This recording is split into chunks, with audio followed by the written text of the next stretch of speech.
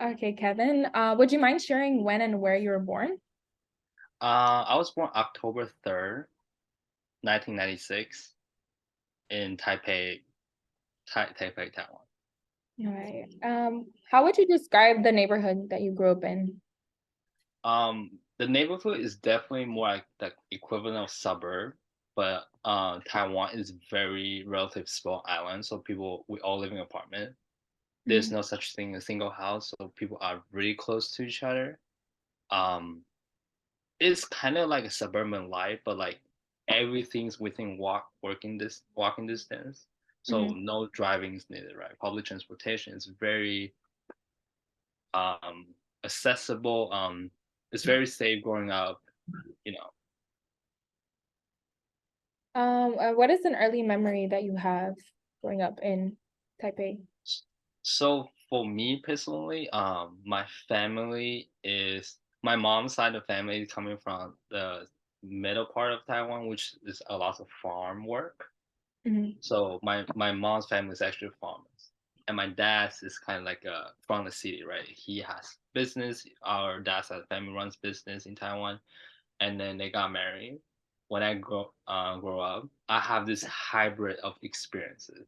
So during the Chinese New Year, during the summer, I will go to my grandma's house in the south. We call it the south, but it's like the middle part of Taiwan, right? And I'll experience like foreign life. There's no TV, there's no cable. You just ride bikes, and Mhm. we have guava in for our farm. We do guava in the trees, so I would just harvest guava and you know harvest seeds and trees and stuff like that during the summer and during the Chinese New Year. My mom's very traditional, so I all the like superstitious stuff, all the Chinese tradition, I know all that, right? My mom was just taking me to temple and do shit. Um, my Do you city life is very ever? much of like regular kids go to school, everything. It's Yeah, so it's kind of this hybrid of experiences. Not a lot of people have this kind of experiences, and then so in our national languages is Chinese Mandarin. Mhm. But if you are from the south, if your parents are one of your parents is from the south, and the south means like farmers, right? You will learn to speak Taiwanese. Oh. So not everybody from the city. So for the city boys, they don't know how to speak Taiwanese, right? And then you're from the country, you will know how to speak Taiwanese, and that's like we call real. Uh, if you're a real Taiwanese, you need to know how to speak it. Yeah. Um, but the history of speaking Taiwanese is like it when Japan colonized us, they Mhm. thought of that the Taiwanese is kind of like a savage language or like a poor people languages. It has those images of associate with it. It's more like poor working class people speak Taiwanese, right? Mhm. And I mean, my mom's from the farm, so you know, till now she still speak to me in Taiwanese. I understand it. It's hard for me to say it. It's quite challenging. It's been a while, but um, not everybody from the city speak Taiwanese. So that's another layer of identity. If Yeah. you're from the city, you're pretty modern. You're pretty, you have internet, everything. You're in touch with the world, everything. But if you have experience like me, it's kind of like I grew up in a farm speaking Taiwanese. It's like doing very foreign life. Not a lot of young kids from the city has that, and it's crazy how like I told my mom this all the time. Like, hey, you are like literally a farmer. You raise your son, and your son's able to come to America, speak English, go to college. You should be really proud. That's- Because Yeah. there is culture in Taiwan that there's famous like rapper, they speak English and Taiwanese, no Mandarin, no Chinese, and then you know that they're raised by their grandma, but they're being brought to America, raised in here. Yeah. Very similar idea. They are raised like poor, but like somehow they're successful in America because they made it. Kind Yeah. of like my story too. But I have this hybrid, this different uh story when I grow up. Mhm. So it's very And different.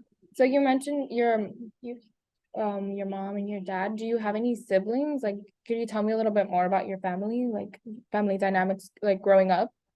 Yeah, so I have one younger sister and one younger brother. I'm the oldest, Oh, okay. and we both moved here when I was 11. So Here in San Francisco? we moved to Fresno, Fresno. Okay, so right? you're up until you were 11 in Taiwan? Actually, sorry, I take it back. I've been in America for 11 years. So we Oh, moved okay. here. I was 15, and my sister was maybe like 13, and my brother was like 9, Mm-hmm. right? Um, when you refer in growing up, do you refer growing up in Taiwan or you refer growing up in US? Because it's different. It's very my background is like so hybrid. It's like I Mhm. grew up here, I also grew up in Taiwan. Like you Yeah, know, don't mind sharing your experience in Taiwan, and you can also like, if you want, right, compare that to your like coming to Fresno at right. 15. Well, definitely, I what I most remember is kind of like, of course, I just share a little bit about farm life. The Mhm. school life is very much of like you stay in the same class, you have the same classmate, you you go to class. If you're just a little kid, you have after school, so you go to like your regular class and you go to after school just to learn extra stuff. Mhm. It's kind of like a babysitting, like babysitting, but like also as a school, I guess, during my elementary school. So when we were little as kid, if you come from the city, you everyone go to school and then go to like a cram school after that, and you hang out there, you do your homework there, kind of stuff. So you meet a lot of friends. I have two different set of friends. I have friend in school in the Mhm. same class, and another set of friends school like we go to after school, and then you we hang out so much just in a school setting, right? It's almost like when you get home, it's already 7 or 8, depending on our parents. Some parents work very late.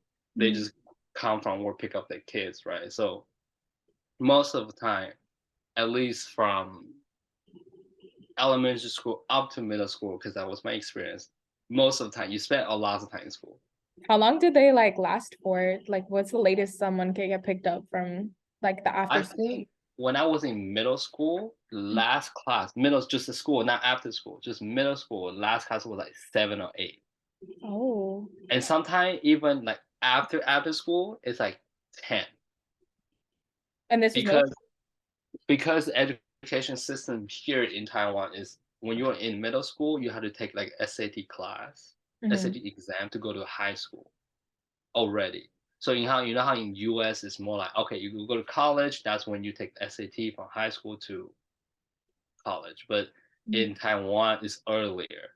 Middle school, you already prepared a similar exam that will decide what high school you're gonna go. So middle school is the time that you really spend a lot of time doing school. I think there's very similar experiences for like Korea and Japan. Like their school and after school just like very like dictate your life, right? But it's crazy because I heard story in like after when you get into college, that's when you have fun. You And don't have fun as a kid, you go to college to have fun. But in America, it's reverse, right? So it's kind of like, all right, you have fun, but when you go to college, you gotta be serious because now you're gonna be adults. So you see the difference yeah. in growing up in Taiwan. I was just referring to the school system and Hmm. here, right? And then, of course, like you said, when I was in Fresno, I get out at 2 in high school. I'm like, oh, what the fuck do I do after 2? Like, that's very early. Yeah. And but by the time I don't speak English, so like learning English, it was like a big challenging for me in the very beginning of the years. Like, I mean, even now I'm still learning English after 11 years. So Yeah. And going back to your friends, like back in elementary and like even middle school, like, did you like, was there like a time where you could play like with them or oh like, yeah, oh yeah. yeah, we have this like Wednesday thing or like a weekly thing that we will like go to play in the playground. But then when I'm growing up, it's like we play in the playground, like we chase each other. Mhm. Like like red light, green light, like Squid Games kind of type of stuff. There's no I didn't have my phone until like um like high school, like not until now I have iPhone. Like my Mm. middle school is like flip phone, right? Because I guess like I'm a little older. So when I was growing up, we played toys. We have like cards, we have like actual toys, stuff like cars, little thing we play. And you can bring your toys to after school if you Oh. finish your homework. So you can play, you can get some little time and play with the other guys. Or like you just go out there and run. Like we run a whole bunch, that's what we do. If when we have no technology.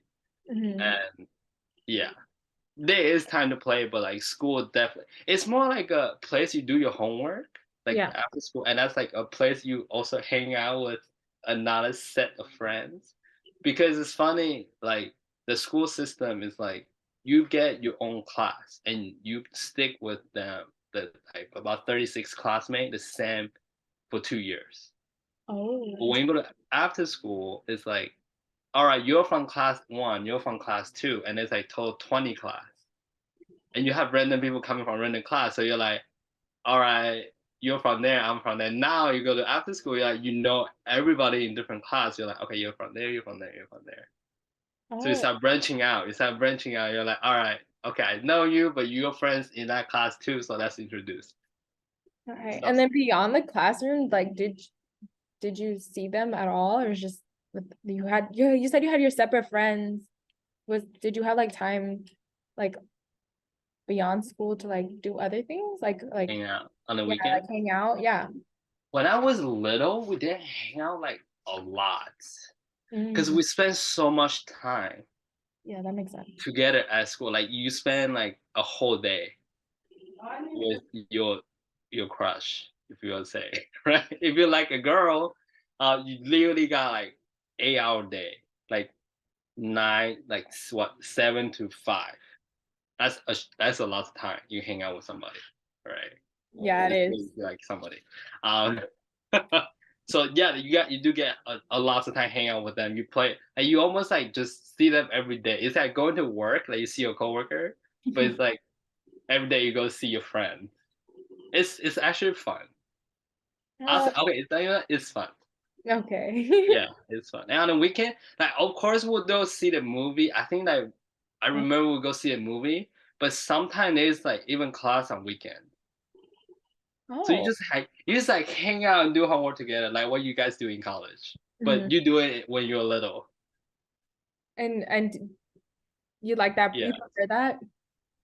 Huh? I said, did you prefer that? Uh, it's easier to stay connected. That's true. And are I you think. still in contact with your childhood friends? Like, Yes, I still have my friend from. I mean, like you have photo like right there. oh, that's nice. Yeah, like this like there. Like, I know them like for like almost 20 years. Um, yes, we still stay in contact. I mean, I haven't been back to Taiwan for like almost 4 years now. I went to military too. Oh. We can talk about that. Did- But yeah, we stay in contact. You can say it's like a lifelong friend. Like you spend Mhm. so much time together. You're like, all right, I moved to United States for like 11 years, but I come back, we still hang out. Oh. It's crazy. Yeah. I mean, you mentioned you have your siblings. Like, what was your relationship with your siblings? Me and my sister is I'm definitely the annoying brother. My sister just want to be on her own, but I will go to her room and like closing her laptop shit. I'll do that. I'll be like, hey, what are you doing? Nothing. Their Okay. sibling But thing. like my sister is very independent. She's like always want to do her thing. Mhm. She's a middle child, so I feel like middle child really don't get a lot of attention. She's very rebellion, definitely. When I was little, we will play together, but I mostly play with my cousin because he's another guy, Oh, okay. right? He's like live downstairs from me, so we just play toys together. And my sister, usually I just like go hit her. I just do all the brother in the world do the same exact thing. Doesn't matter which part of the world you come from. You go to your sister, you're like, "Hey, what are you doing?" Nothing. All right, good. I do that. I think all the brother in the world does that. Um, Yeah, my brother's yes, did that to me. I'm the youngest, so yeah. I'm just going like, "Hey, you doing nothing? Okay, good." I interesting. I go wake her up in the morning if I wake up earlier, I'll Mhm. just like pull her sheet. I'm like, Okay. wake up. Well, I'm talking the younger about brother. family, like were there certain values or rules that were like instilled in you and your sister? Yes, I'm glad that you asked. Okay. Hmm. Um, I think being an oldest son Hmm. in our culture give us a huge pressure. It's kind of you're carrying your family name, right? And especially me coming to it as an immigrant, that's like even more. Hmm. But as an oldest son in, I would say, Chinese family, you're like an example, right? So my parents will be like, okay, hey, Sue, hey, Kevin, you got to do well because your siblings looking after you, right? Whatever you do, your brother, your sister is gonna ask you question because you are gonna be the one do it first, and then they're gonna come after you to ask you questions. So you're kind of like a trailblazer, Hmm. right? Everything. So it's and that happened even more while in America because my parents is not able to really parenting because they don't speak English, right? I am kind of had to be the parents for my siblings. So there's definitely a lot of pressure and culturally Hmm. um you are expect to carry your family's name, so you are expect to be very responsible. And I think I see a lot of oldest son, they just very responsible, and then they just have this internal pressure to do more and just like, hey, I need to be able to do this and I don't give up a lot of time. And I was just talking to my friend about this earlier too, is like that pressure give me a drive to be successful in America, and that tradition because I hold on to that for a very long time, even until today. I'm the oldest son. I can't give up. Like there's no option for me to just say I don't want to do this, right? Yeah. But I see my sibling, and I show my brother. He's not as hardworking, right? It's more like he's like he come here when he's on second grade, so he's like whatever, right? I told him, hey, you need to work hard because in America it's not that easy to survive out here. But like he's like whatever. But for me, it's like no, there's no other option. It's just Hmm. success or only success. That's why I'm an engineer, and that's why I really push myself. My parents didn't even need to push me. Like my parents never say that, oh, you need to be lawyer, doctor, engineer. I choose this path myself because like, hey, I need to be able to look after my siblings, right? Okay. And it's almost like my parents are also depending on me. I feel like a lot of immigrants family are exactly the same thing. Doesn't matter you're from Asia or like Latin America. The oldest kids are usually the translator. They read all the document. They do everything. They just forced to. And then on top of the culture thing, you just expected to do it. Like no question, right? Hmm. So at home, like what you said you spoke Taiwanese and Yes. Mandarin? And this was your friends also you said you went to a school with your they also spoke Taiwanese? Not everyone speak Taiwanese. Taiwanese is very like only if you grow up with your grandma, almost. Oh, okay. So there's like I guess there's a generation where after that you are not allowed to speak. I think it's when Japanese come and colonize us, it's Hmm. kind of like no more. Oh, So okay. there's definitely a generation that was cut off, right? Because Yeah. there were times that you're not allowed to speak Taiwanese anymore in school when they were like during World War One and World War Two. So Right. after that, especially most of the young people nowadays, they don't speak Taiwanese at all. Okay. Yeah. Also, okay, another question. Is there any like particularly challenging memory that you would like to share from your time? Um, in Taiwan, I think the hardest memory is when I moved. from Taiwan to here. Mm, That's literally the one of the hardest time in my life, right? mhm, So I guess just adopting American life is like language difference, culture difference. Now even today, I'm still learning, but it was very hard for me to go from zero because like when I come here, the textbook English was so thick.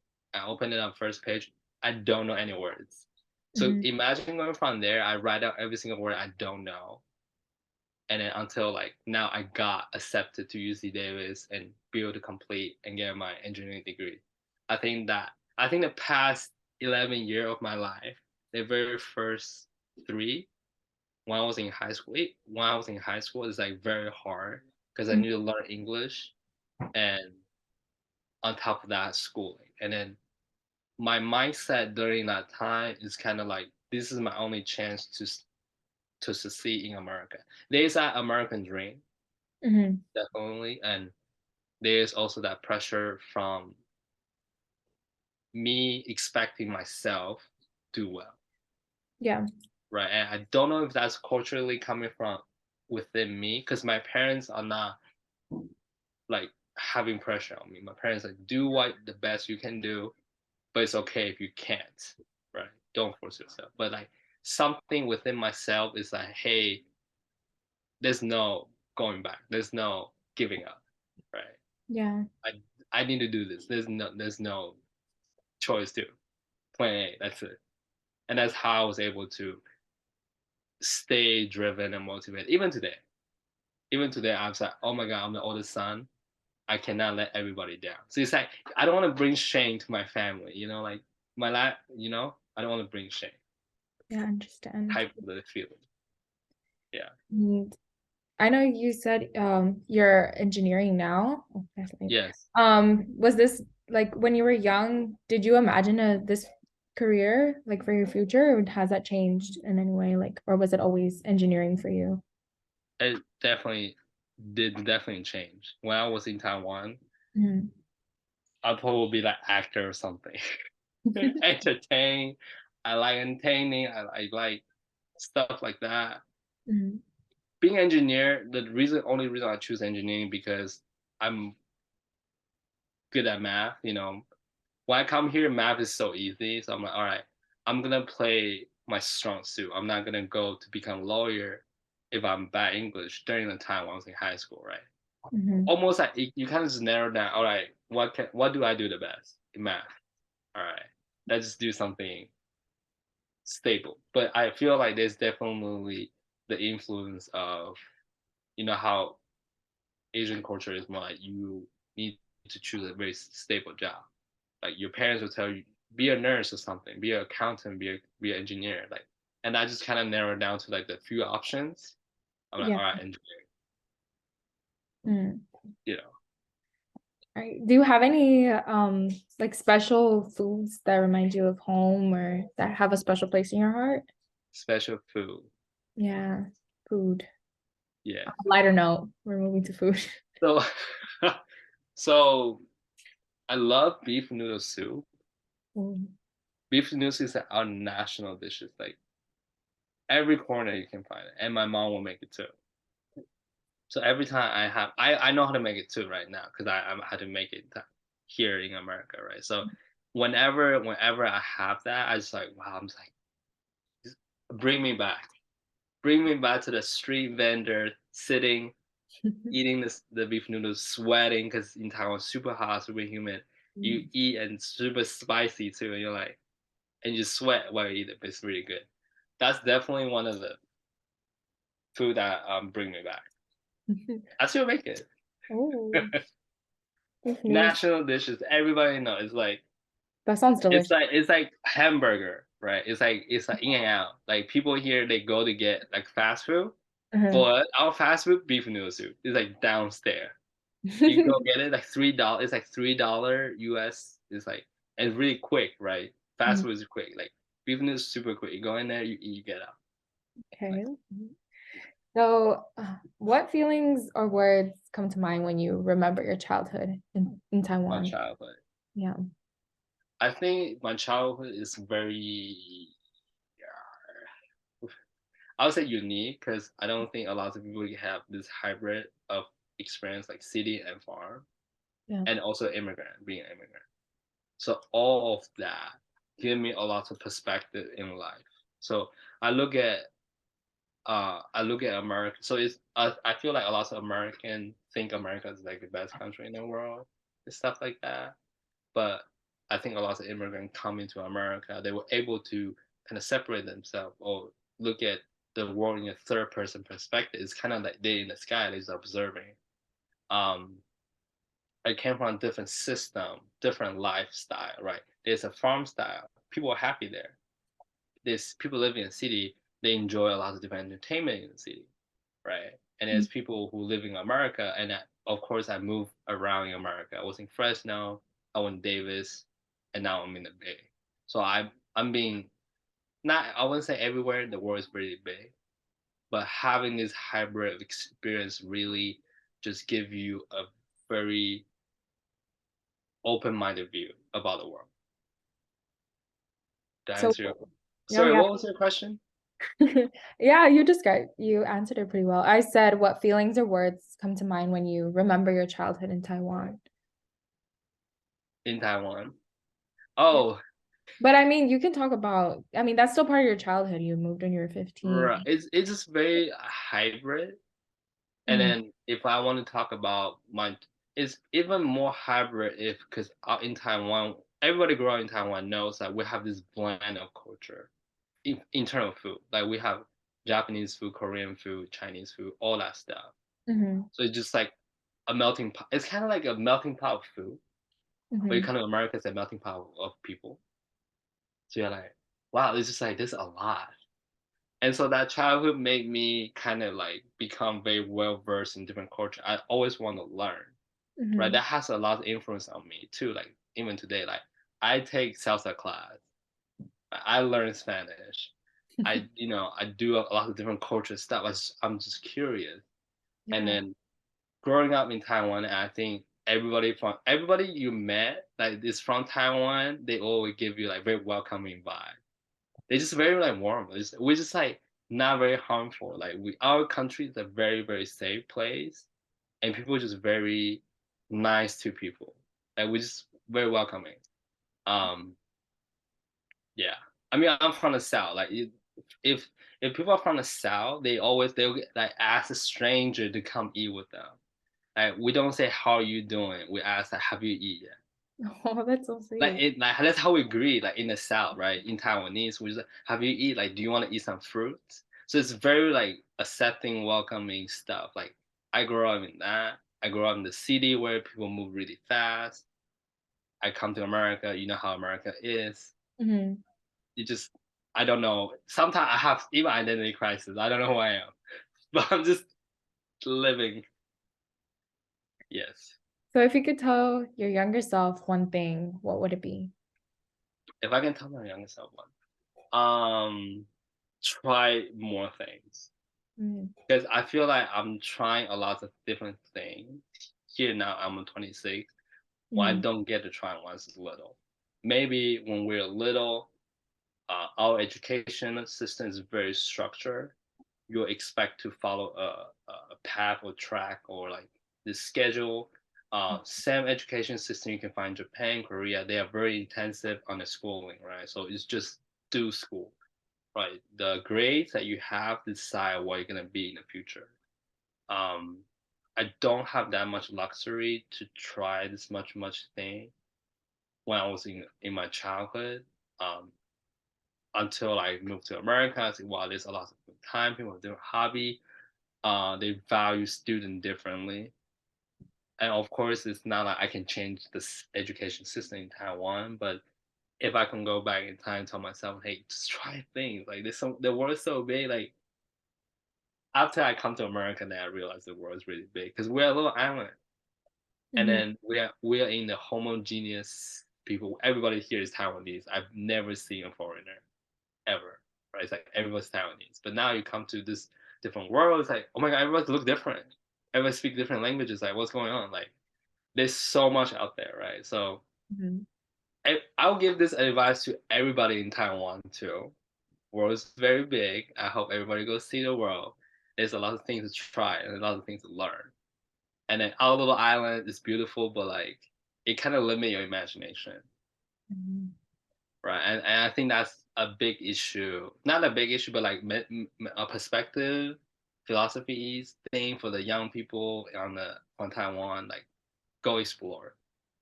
Yeah, Wise words. yeah. And is there anything else that you would like to share that we didn't talk about or that I didn't ask? I was wondering. I guess I want to ask the question of like the study. Is the study major focus on the childhood or the experience? Is there anything that is very focused on so I can share more? I think it's with both your childhood, your experiences, Right. it's like however you I, interpret it. I think you I answered mean, that question really well. So it's whatever you, if you want to share something else about your experience. right. I I'm trying to like it gets so broad, right? So I'm like, oh, how do I where do I go? If I have answered the question well, and I think if those answers satisfies what you guys are looking for, I think we're good. Unless you have a very specific question, because like my memory pool is really big, and you had to kind of like ask the question to make me think. It's hard to me just to share like wow, Yeah. like there's a lot going on. Um, but yeah, I think, and then this is not just for people who come from Taiwan. I think I also represent immigrants, but Mhm. immigrants from Taiwan. Um, I think that we are already kind of like because we're colonized by a lot of different cultures, so we grow up seeing diverse food, Mhm. not people, right? So coming from America is definitely a huge shock. I never seen this much people. Like everybody in the world is here, Mhm. so that was interesting transition. Definitely, I guess one big thing for me to get to myself here today is like what you mentioned, like that value of being an oldest son is like that pressure is so huge. It kind of drive me, keep me wake up Monday every Monday. Like, oh my god, I'm my oldest son. I gotta. I have no option but do this. I can't. You can't give up, and I don't know how to emphasize enough like how much pressure that is. I also talked with my other immigrant friend. They're also maybe Chinese or they're Asian. Their Mhm. oldest kids in the family doesn't. They probably girls, not guys. I feel guys get even more because guys are you're a guy. Like, our traditional values that you're guys. You gotta carry the weight. Woman, not so much. But like us oldest kids, they really just felt that pressure, and then I don't know how to describe it in word, but it's like that drive us. It can be a positive thing or a negative thing. It can be good that it drive us, but it can also be like this huge responsibility or like this huge expectation, almost close to professionalism, perfection, perfect professionalism. Mhm. Like I think a lot of Asian American immigrant kids, they have this mental professionalism, this everything had to be perfect because this pressure they put on themselves could come from their parents, can come from how they grow up, and then they kind of suffer from that actually. Like you know, they have anxiety and stuff like that. But it's good. It's like a double-edged sword. It drive us, but it also like put us down because we're not perfect, and we. It's like yeah, that's definitely a big thing I see across the board. Doesn't matter if they're from Taiwan or from different part of Asia. Mhm. Yes.